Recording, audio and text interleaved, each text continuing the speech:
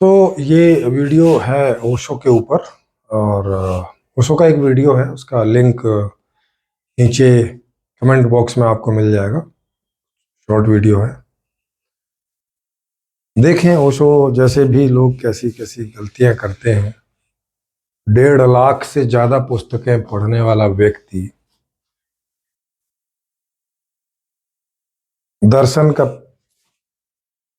Gold medallist और बाद में प्रोफेसर भी रहा। कोई कोई मुझे बोलते हैं कि गोल्ड मेडलिस्ट नहीं थे, उनके बारे में ये ऐसा वैसे ही किसी ने उड़ा दिया। चलो वो नहीं भी हो तो अभी प्रोफेसर तो रहे ही हैं जबलपुर यूनिवर्सिटी में। तो वो कह रहे हैं कि लोग उन्हें कभी कभी बोलते हैं कि भाई हम लोग तो ईमानदार रहे अपने जीवन में और हमने कोई बेईमानी भी ना की, लेकिन हमें कोई ईमानदारी का ऐसा फल तो मिला नहीं कि हमारी सुख सुविधाएं रहीं, जीवन बड़ा सुख में गुजरता है ना।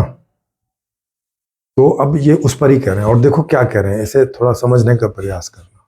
कितनी ही विरोधाभासी बातें कर रहे हैं, वो कितनी गलत टाइप की बातें कर रहे हैं। वो ये कह रहे हैं कि भाई बेईमान लोगों ने बेईमानी की और उनको बदले में महल मिल गया। मतलब या महल से मतलब है कि सुख सुविधाएं उनको खूब खूब बढ़िया मिली, पैसा खूब मिला वगैरह वगैरह। तुम ईमानदार रहे लेकिन तुम्हारी आसक्ति रही इस तरह के सुख सुविधाओं में। भाई तो फिर ईमानदार काहे के लिए होना था? ईमानदार क्या गरीब होने के लिए होना था? क्या ईमानदारी का चयन व्यक्ति गरीब में रहने के लिए करता है? गरीबी में ये कह रहे हैं कि तुम्हारा रस ईमानदारी में नहीं था, जो सुख सुविधाएं मिलती हैं उसमें था, तो रस तो उसमें ही होता है। ईमानदारी और बेईमानी का क्या है? कोई व्यक्ति बेईमानी करता है तो वो भी तो सुख सुविधाओं के लिए ही करता है। तो सुख सुविधाओं को पाने के ये दो तरीके हैं, आप ईमानदारी से पा सकते हो, और यहाँ ईमानदारी का इतना ही मतलब है कि जिस समय जिस सिस्टम में आप जी रहे हो उस सिस्टम के अनुरूप, और उस सिस्टम के प्रतिरूप प्रतिकूल वो बेईमानी है, मतलब अपराध है। जैसे उस समय की व्यवस्था नहीं आपको अलाउ करती। इतनी सी ईमानदारी और बेईमानी की परिभाषा है। तो अब ईमानदारी का मतलब है कि लोगों ने उस समय के संविधान का पालन किया और कोई ऐसा प्रक्रिया नहीं की जिसे अपराध के रूप में चोरी डकैती इस तरह से देखा जाए। तो वो लोग कह रहे हैं कि भाई ऐसे करने वाले लोग, भ्रष्टाचारी लोग, तो सारी सुख सुविधाओं का मजा ले रहे हैं और हमने पूरा जीवन ईमानदारी में निकाल दिया। मतलब सिस्टम के अनुरूप ही जिए, किसी को सीधे से दुख नहीं दिया, फिर हम गरीबी का जीवन क्यों जी रहे हैं? मतलब हमें गरीबी क्यों मिली? आखिर ईमानदारी का फल गरीबी क्यों और बेईमानी का फल अमीरी क्यों? या बोले तो ईमानदारी का फल बिना सुख सुविधा वाला जीवन या कम सुख सुविधा वाला जीवन, और बेईमानी का फल अधिकतम सुख सुविधा वाला जीवन, ऐसा क्यों? तो ये कह रहे हैं कि तुम असल में सच में ईमानदार थे ही नहीं, तुम तो एक कमजोर आदमी थे। दूसरे आदमी ने बेईमानी में रिस्क तो लिया। अब बताओ कैसी बातें कर रहे हैं ये। कह रहे हैं वो व्यक्ति साहसी है। अरे भाई बेईमानी से जीना साहसी कैसे होने लग गया? ये क्या बात कर रहे हो आप? लोगों को क्या कह रहे हो? अरे साहस होता है सिस्टम के अनुकूल कठिन कार्य जो बोले जाते हैं उनको करने वाला, कि जिन्हें हर कोई नहीं, जिनका चुनाव करता।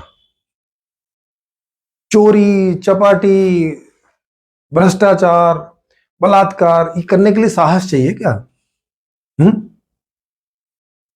हाँ दुस्साहस बोल सकते हो, खराब प्रकार का, लेकिन वो साहस बोल रहे हैं जी, दुस्साहस नहीं कह रहे। कह रहे उसने अपने आप को लगाया और पाया। लो, और ईमानदारों को बोल रहे हैं कि तुम ईमानदार थे ही नहीं, नहीं तो तुम्हारा महलों में रस कैसे था? मतलब महल क्या केवल बेईमानी से ही मिलते हैं? माने जीवन में सुख सुविधाएं क्या बेईमानी के तरीके से ही मिलती हैं क्या? इसका मतलब ये हुआ। तो ओशो रजनीश जी, आपके जीवन में जो सुख सुविधाएं मिली आपको, क्या आपने बेईमानी की थी? उसका ये फल था? ये सवाल उठ जाएगा आपके ऊपर। क्या आप जो 93 रोल्स रॉयस हैं इटालियन, आपका आपका बेडरूम, आपका टॉयलेट रूम, हम्म, चा सोने की और हीरे की घड़ी, हम्म, हजारों हजारों लाखों लाखों रुपए का उस समय पे आपका गाउन, आपकी टोपी, ये क्या था? क्या आपने भी साहस किया था बेईमानी करने का? क्या आपकी बातों से ऐसा ये लगाया जाए क्या आप दरअसल एक बेईमान व्यक्ति थे, जिसको फल के रूप में इतना बढ़िया मकान, टॉयलेट, कपड़े, घड़ियां और इतने सारे सेवा करने वाले लोग मिले? क्योंकि महल में क्या होता है, महल में यही रहता है कि वहाँ सारी सुख सुविधाएं होती हैं, काम करने वाले बहुत सारे सेवक होते हैं। तो और तो कुछ महल में होता नहीं ऐसा। हर व्यक्ति अपने जीवन में सुख सुविधाएं ही चाहता है। इनको प्राप्त करने के दो तरीके रहते हैं, एक ईमानदारी का और एक बेईमानी का। ईमानदारी का जैसे मैंने बोला कि जब भी जो सिस्टम है उसमें कोई आप कानून ना तोड़ें, कानून के अनुसार कुछ भी अर्न करते हैं, वो ईमानदारी का कहा जाता है। नियम तोड़ते हैं, बेईमानी का कहा जाता है। बस इतना ही होता है। लेकिन हर एक व्यक्ति का उद्देश्य तो सुख सुविधाएं पाना ही होता है, उसी में सुख होता है। उसके बिना कहां से सुख होगा? ईमानदारी का कोई अपना सुख थोड़ी होता है, जैसे बेईमानी का अपना कोई दुख होता है क्या? ईमानदारी और बेईमानी ये तो तरीका भर है ना? जैसे कहीं जाना है तो ट्रांसपोर्ट एक तरीका भर है। आप पैदल जा सकते हैं, अपनी टांगों का इस्तेमाल करके साइकिल पे जा सकते हैं, मोटरसाइकिल पे जा सकते हैं, कार में जा सकते हैं, वायुयान में जा सकते हैं। तो तरीका है। मेन बात तो है कि आपको जहां पहुंचना है वहां पहुंच जाए और सुरक्षित पहुंच जाए, सुखपूर्वक पहुंच जाए। और तो कोई ट्रांसपोर्ट का कोई उद्देश्य नहीं होता।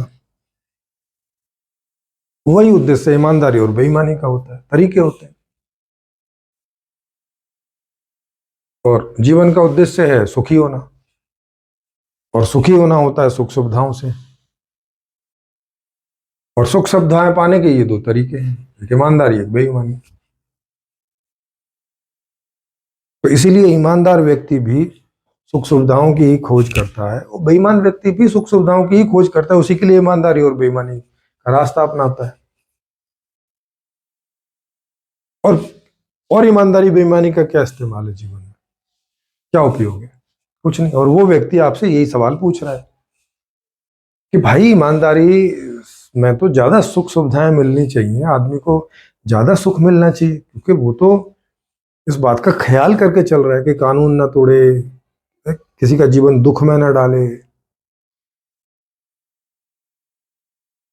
और बेईमान व्यक्ति ना कानून का ख्याल रख रहा है, ना किसी को दुख होता वो होता रहे, ना इस बात का ख्याल रख रहा है, और अपने उसमें लगा हुआ है।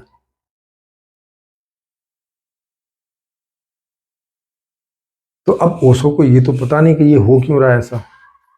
हाँ, ये वास्तविकता तो दिख रही है कि बेईमान लोगों के पास ज्यादा धन, सुख सुविधाएं ज्यादा हैं और ईमानदार आदमी के पास नहीं है। ये तो साफ दिख रहा है परिणाम के रूप में। अब इनसे उस आदमी ने सवाल पूछ लिया, अब इन्हें इस सवाल का जवाब इनके पास नहीं। यार ये हो कैसे रहा है? अगर ईमानदारी से सभी इस प्रकार की सुख सुविधाएं आसानी से मिल जाती हैं आदमी को, तो सब लोग ईमानदारी कर रहे होते। बेईमानी का रिस्क कौन लेगा? जबकि खुद भी बोल भी रहे हैं बेईमानी में रिस्क है? बेईमानी में जीवन भी दांव पर लगा रहता है। तो उस रास्ते से कौन जाना चाहेगा, अगर ईमानदारी के रास्ते से मिलता होता तो? नहीं मिल रहा है, इसीलिए वो उस रास्ते से ट्राई कर रहे हैं। ये इनको पता नहीं चल रहा है उसको कि भाई ये व्यवस्था की प्रॉब्लम हो रखी है, कि अभी तक के बुद्धिमान लोग, जिनमें ओशो भी एक हैं, वो ऐसा कोई तरीका ही नहीं ढूंढ पाए, ऐसी कोई व्यवस्था ही नहीं खोज कर पाए अपने किसी समाधि में जाके कि भाई ऐसी कौन सी व्यवस्था हो जिसमें ईमानदार रहते हुए सारे सुख सुविधाएं सभी लोगों को आसानी से मिल जाए। ऐसी कोई ये अपनी समाधि में ये निकाल नहीं पाए, ये तथाकथित समाधिस्थ लोग, है ना। ये अब तक के जितने भी बुद्ध, कबीर, नानक, रैदास, मीरा, ओशो, महावीर, जीसस, मोहम्मद, ये लोग कोई ऐसी व्यवस्था नहीं निकाल पाए कि जिसमें ईमानदारी से रहते हुए जीवन के सारे अर्थ मिल जाएं।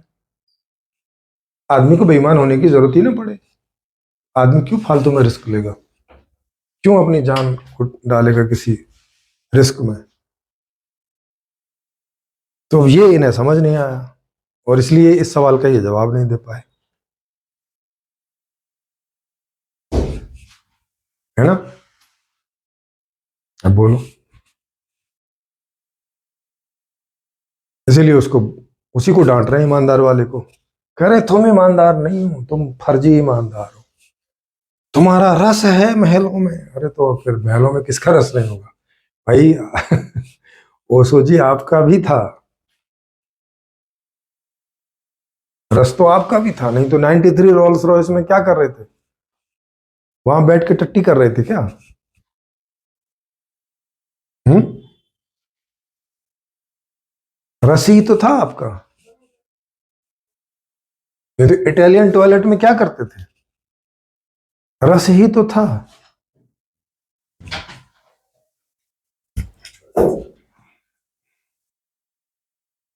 तो आई होप के समझ गए होगे, और अगर किन्हीं को लगा हो कि भाई ये समीक्षा ठीक नहीं हुई है तो वो यहाँ आमंत्रित हैं खुली चर्चा में आने के लिए। जी।